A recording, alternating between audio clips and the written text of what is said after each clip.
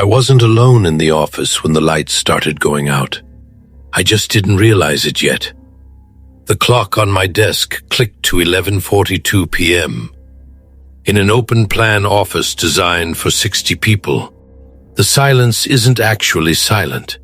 It's a heavy, pressurized thing, filled with the hum of the HVAC system and the occasional, inexplicable groan of shifting steel.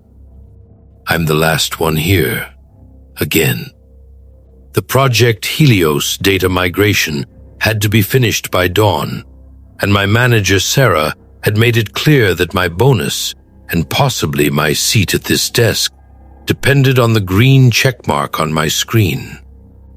I stretched, my spine popping like bubble wrap. I needed coffee.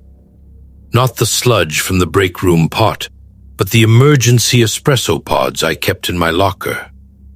As I stood up, the motion sensor lights at the far end of the floor, near the elevators, flickered off. One by one, the banks of LEDs died, a wave of darkness marching toward my cubicle. I waited for my own movement to trigger them back on, but they stayed dark. Only my dual monitors provided a pale, bluish glow that made the surrounding shadows look like deep water.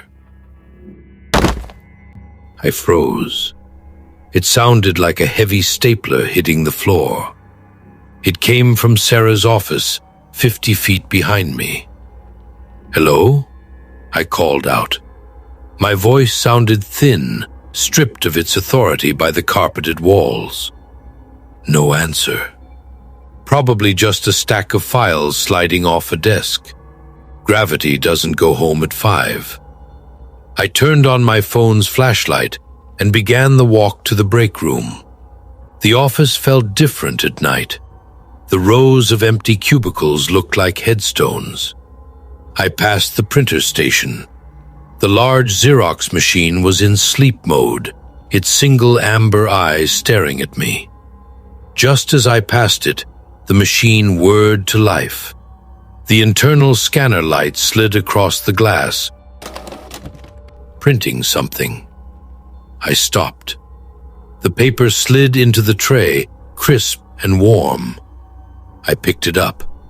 It was a photocopy of a hand, but not a normal one. The fingers were impossibly long, the skin pressed against the glass, looking translucent and damp. In the center of the palm, there was a dark, jagged hole. A chill, sharper than the office air conditioning, spiked down my neck. I looked at the copier. It was disconnected from the network for maintenance. There was no way a print job had been sent to it. I dropped the paper and hurried toward the break room. I just needed the caffeine. I'd finish the upload and call an Uber. This place was getting into my head.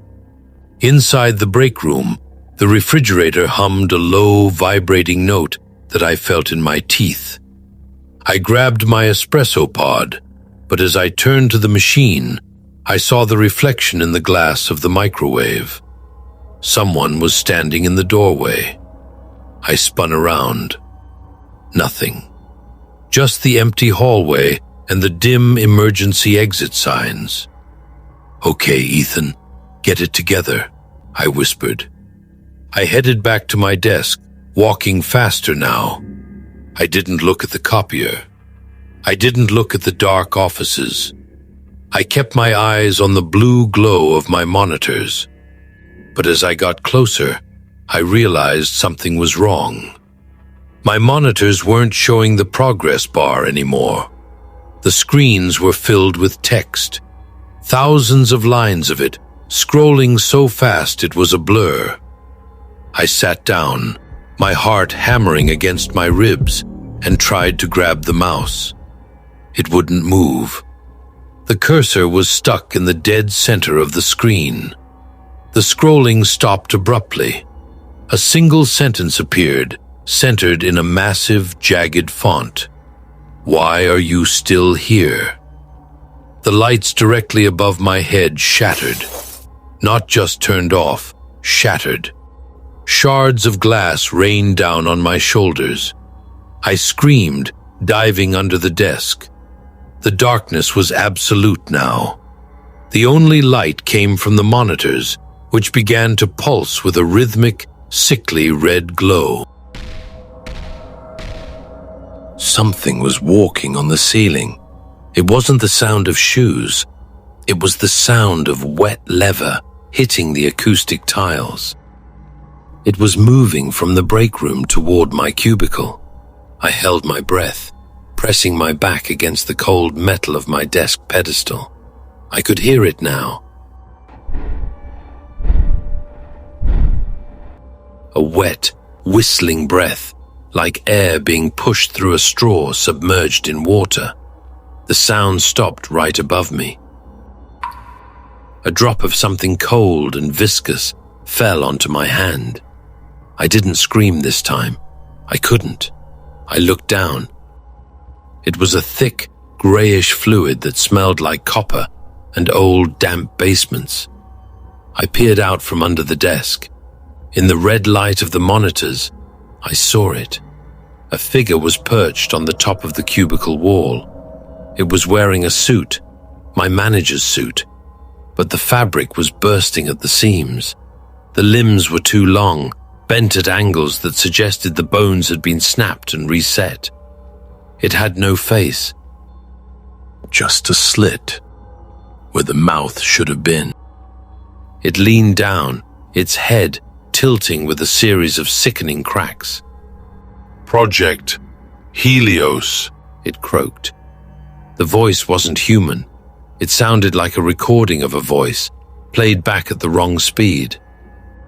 "The data is incomplete." I bolted. I didn't think about my bag or my phone.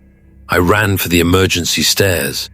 My dress shoes slipped on the polished floor, but I scrambled up, pushing past the heavy fire doors. I hit the concrete stairs and began to fly down. 14th floor, 13th, 12th. I reached the 10th floor landing and grabbed the handle. Locked. 9th floor. Locked. 8th floor. Locked. I stopped, gasping for air, the sound of my own sobbing breath echoing in the stairwell. Then, from the floor above me, I heard the door creak open.